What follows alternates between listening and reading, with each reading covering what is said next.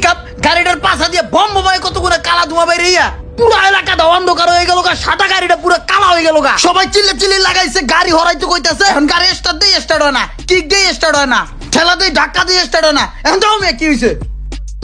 আচ্ছা ঠিক আছে, আপনি মাথাটা একটু ঠান্ডা করেন, রোজা রাখছেন বন, আমি দেখতাছি। হ্যাঁ মাথা গরম করে দিয়ে কয় ঠান্ডা হন।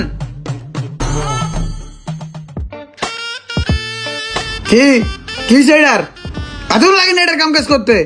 কাম কাজ দিয়ে সব পানিতে গুল্লা খায় লাইছেন নি? না দেখেন ঠিক হয়ে গেছে তো, সব চালায় দেখেন। হয়ে গেছে দেখেন।